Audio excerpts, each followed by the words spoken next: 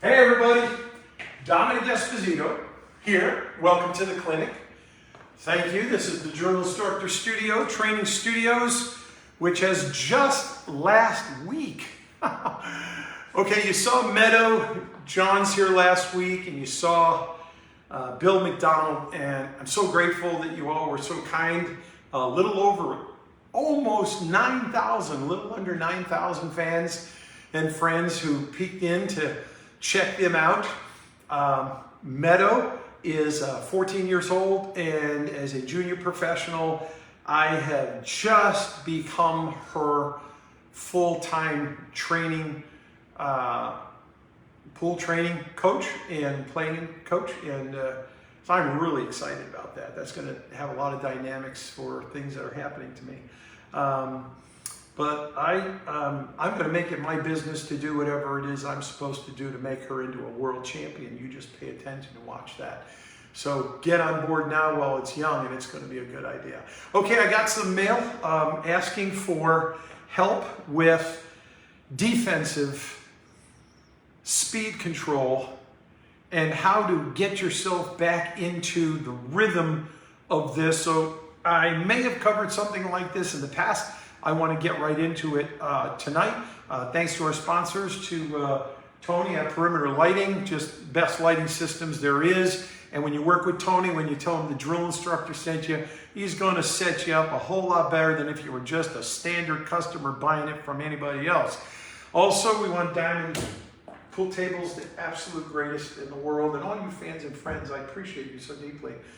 Okay, so let's solve the problem. First things first.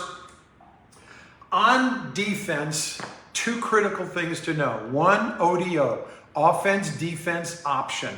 There's no such thing as a two-way shot. That's slang, and it doesn't give you all the parameters you need to know to shoot that effectively. So instead of slanging the concept of two-way, you need to intentionally shoot an offense, defensive option. That's the ODO shot. And the second thing I want to teach you is that defensive shots only focuses on the speed of one ball. That's it, one. So it's the cue ball or the object ball that we're trying to hide the object ball. We're trying to bury the cue ball.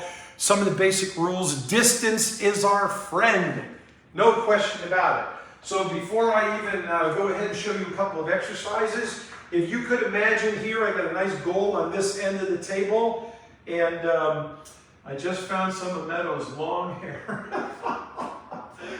Is that going to happen more often? Okay, so I got a goal on this side of the table. I got a goal on that side of the table. And one of the things I'm going to do as an exercise to developing object ball speed control, this is a little game you can play with yourself. I just need to get that ball and this ball here. I'm going to help you out here.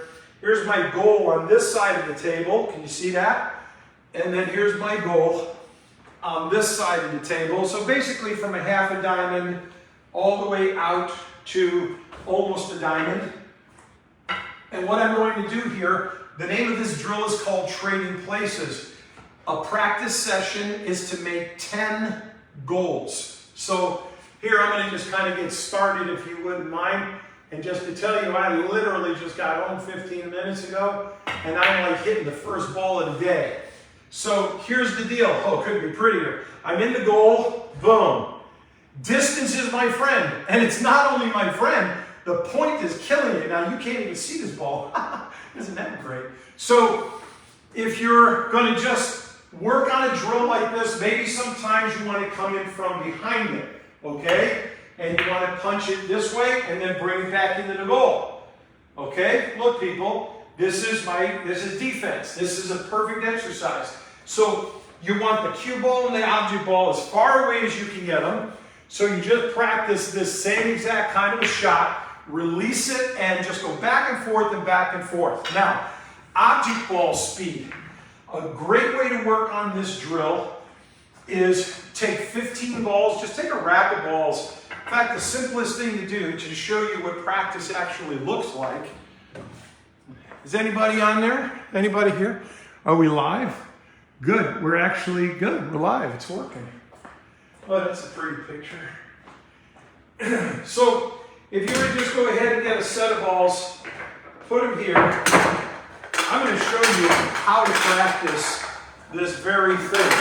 This is the run-out rack by Mr. Matt Kaplan.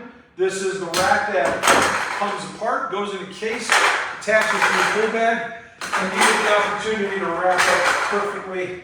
Excellent tight rack every time. So, do I have one more ball hanging out there? I think that's probably close enough. So, if you were to just take a rack of balls like this, here, and you're going to, from this position here, you're going to practice just sending the ball one diamond. Just touch the rail. One diamond. Boom. Then you're going to take this, and from the same spot, take a whole rack of balls, okay? Then you're going to, again, one more time from here, go to, we'll go up there to, that's the third diamond up, okay? And then you're going to go 4 diamonds, 5 diamonds, 6 diamonds. Take the whole rack of balls until you're developing the speed control to be able to send this ball all the way to the other end of the table. Here we go. And take it down to the next diamond. Let's go down to the 7th diamond, and then we'll go down to number 8. So all the way, you're going to take each spot all the way down. Now, some of you might like the idea of just keeping it in the center and then just moving diamond by diamond, okay? Once you finish that, that kind of an exercise is for object ball speed control. Of course, the advantage of this is once you've learned to master shooting the ball between 1 and 8 diamonds, and then also adding cushion. So for example, if I decided here that I need to go 1 diamond in and 1 diamond out, so I'm going to use that as my target ball. So I'm going to shoot the 8 ball here, and then come out, and just try to land where the 3 ball is, right there.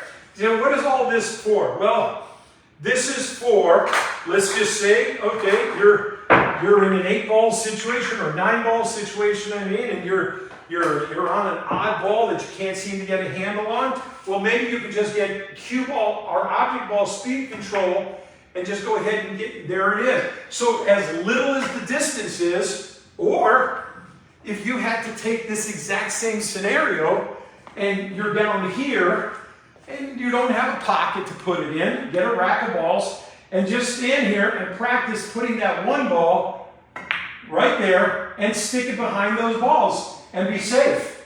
And see, there it is. Look, it's not sticking out. I can't see it. I'm trapped. I got to kick 1 rail or 2 rails, whatever it might be. Sure, whatever you're going to do, maybe you come in from behind it. That's a whole different world when you do that, okay?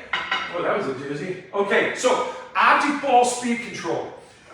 Now, the next game, you've got to get cue ball speed control.